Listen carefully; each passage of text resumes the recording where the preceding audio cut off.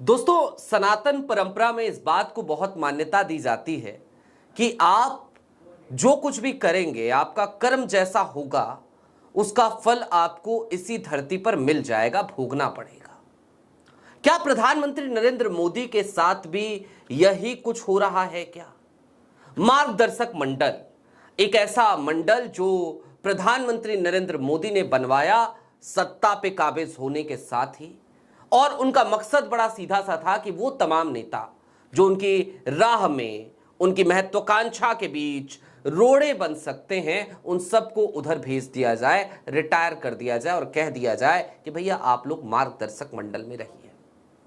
लेकिन वही मार्गदर्शक मंडल अब मोदी जी को तख्त से उतारने पर तुल गया है क्या? 60-67 पन्ने लेकर मार्गदर्शक मंडल के एक सदस्य संघ की एक बंद कमरे की मीटिंग में पहुंच जाते हैं। इतना ही नहीं दोस्तों, एक और पूर्व मंत्री जो अटल जी की सरकार में मंत्री रहे, वो खुलकर प्रधानमंत्री नरेंद्र मोदी का मजाक उड़ाते हैं। और इसी बीच में एक लेख छपता है कि 125 सांसद एक ऐसे नेता के साथ हैं, एक ऐसे मंत्री के साथ हैं जो प्रधानमंत्री नरेंद्र मोदी के लिए एक बड़ा खतरा है। कुल मिलाकर लुटियंस जोन में चीजें बहुत तेजी से बदल रही हैं। सारी बातें जरा विस्तार से। नमस्कार, मैं स्वप्निल और आप मुद्दा देख रहे हैं। दोस्तों, आगे बढ़ें उससे पहले एक छोटी सी अपील। गोदी मीडिया के गोदी काल में बेबाक आवाजों को परेशान करने का सिलसिला लगातार जारी है। आज की तारीख में मुद्दा एक गंभीर आर्थिक संकट से जूझ रहा है। एक तरफ हमारे बैंक अकाउंट बीते कई महीनों से फ्रीज किए जा चुके हैं, तो दूसरी तरफ हमारा 2.5 साल पुराना चैनल भी हमसे छीन लिया गया। डे टू डे ऑपरेशंस में मुद्दा को काफी मुश्किलों का सामना करना पड़ रहा है। ऐसे में आपसे अपील है कि यदि आप सक्षम हो, यदि आप चाहें तो छोटी छोटी मदद जरूर कीजिएगा। इसके लिए आप स्क्रीन पर दिख रहे क्यूआर कोड या नीचे दिख रहे यूपीआई नंबर का इस्तेमाल कर सकते हैं। अब दोस्तों आगे बढ़ते हैं। 3 खबरें हैं और उन तीनों खबरों को आपको बारी बारी से बताते चलते हैं। और ये तीनों खबरें ये बताने के लिए काफी हैं कि आखिरकार किस तरीके से अब प्रधानमंत्री नरेंद्र मोदी अपने ही घर में घिरते हुए नजर आ रहे हैं। जो काम उन्होंने किया था ना तमाम नेताओं के साथ, अब वही चीज उनके ऊपर भारी पड़ती नजर आ रही है। मसलन आपकी स्क्रीन पर एक ट्वीट है, जरा इस ट्वीट को गौर से देखिए। यशवंत सिन्हा लिखते हैं और सीधा मजाक उड़ाते हैं प्रधानमंत्री नरेंद्र मोदी का। I think the issue of abuse of PMs respected mother should now be taken to the UN, United Nations, with a request to the Security Council to take action against the guilty. Nothing less will do.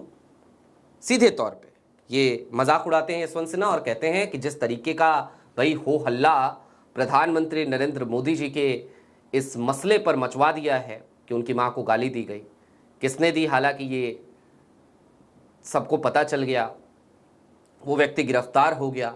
उसके बाद भी कल की तारीख में और ज़्यादा नौटंकी हुई, खूब भद्द पिटी, और उसी बीच में आग में घी डाल रहे हैं यशवंत सिन्हा। भारतीय जनता पार्टी के नेता रहे भाई, अटल बिहारी वाजपेयी के साथी रहे, मंत्री रहे, और वो जरा सोचिए कि प्रधानमंत्री नरेंद्र मोदी का इस तरीके से मजाक उड़ा रहे हैं। खैर, ये उतनी बड़ी खबर नहीं है।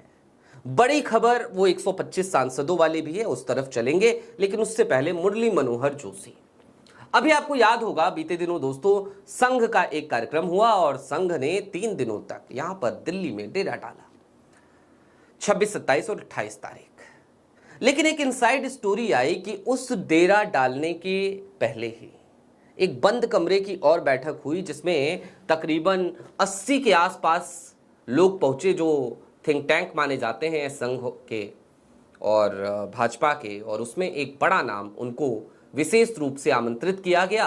उनका नाम है मुरली मनोहर जोशी। दोस्तों, मुरली मनोहर जोशी को मार्गदर्शक मंडल में डाला गया था।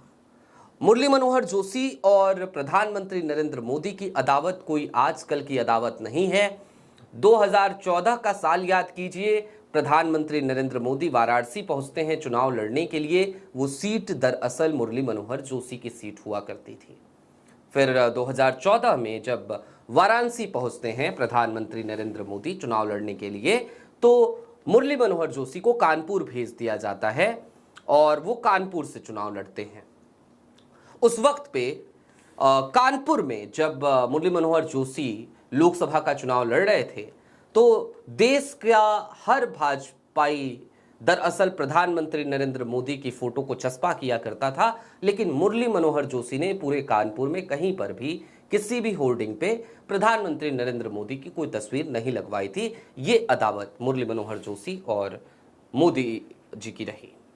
अब मुरली मनोहर जोशी पहुंचे 60-67 पन्नों का एक बकायदा पावर पॉइंट प्रेजेंटेशन लेकर पहुंचे, एक पीपीटी लेकर पहुंचे और उन्होंने वो पीपीटी एक बंद कमरे की मीटिंग में, एक सीक्रेट मीटिंग में दी और उस पीपीटी के जरिए उन्होंने ये बताने की कोशिश करी कि आज की तारीख में दरअसल जो जनता के बीच डिस्कोर्स होना चाहिए उस डिस्कोर्स को बदला जा रहा है और जो आर्थिक स्थिति है वो अच्छी नहीं है।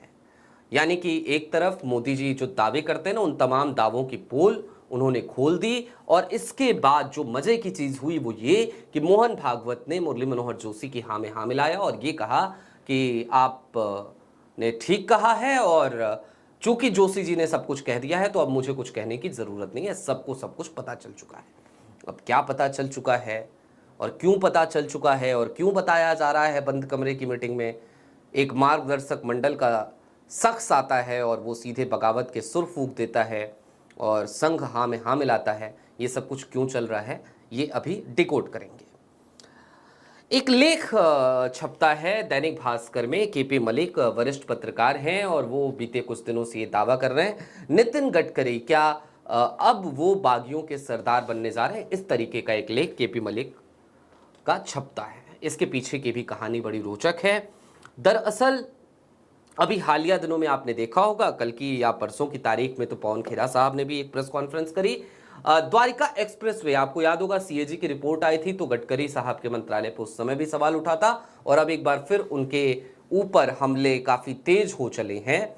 और ये जो हमले तेज हो रहे हैं दरअसल गडकरी साहब को जो इनसाइड इंफॉर्मेशंस हैं वो ये कि गडकरी साहब को पता है कि ये जो हमले तेज करवाए जा रहे हैं ना, ये पार्टी के भीतर से करवाए जा रहे हैं, पार्टी के अंदर के लोग करवा रहे हैं और पार्टी के अंदर कौन लोग करवा रहे हैं तो वो आप सब बेहतर जानते हैं।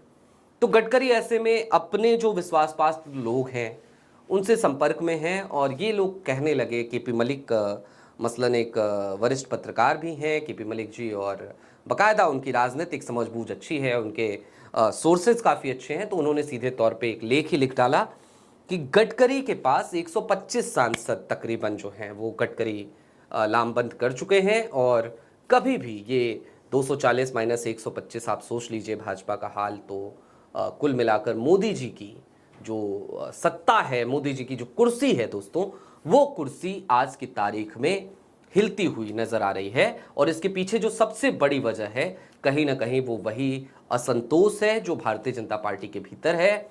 और आज की तारीख में जब प्रधानमंत्री नरेंद्र मोदी उतने मजबूत नहीं रहे, काफी कमजोर हो चले हैं। कमजोर इसका मतलब उनके स्वास्थ्य से कोई लेना देना नहीं है मेरी इस टिप्पणी का। कमजोर का मतलब जो राजनीतिक स्थिति है उनकी, वो जब कमजोर हो चले हैं तो हर कोई फायदा उठाने के चक्कर में है। और आज की तारीख में मोदी जी का जो हाल है वो कुछ ऐसा ही हो चला है। कुल मिलाकर इसे इस तरीके से समझिए कि जब बोया पेड़ बबूल का तो आम कहां से हो, ये वाली जो कहावत है ये आज की तारीख में चरितार्थ होती नजर आ रही है। बहरहाल अभी के लिए दीजिए इजाजत। चलते चलते फिर वही अपील, मुद्दा इन दिनों एक आर्थिक संकट से जूझ रहा है। यदि आप सक्षम हो तो छोटी छोटी मदद मुद्दा की जरूर कीजिएगा और यदि आप चैनल पे नए हो तो सब्सक्राइब करते हुए जरूर जाइएगा। बहुत शुक्रिया।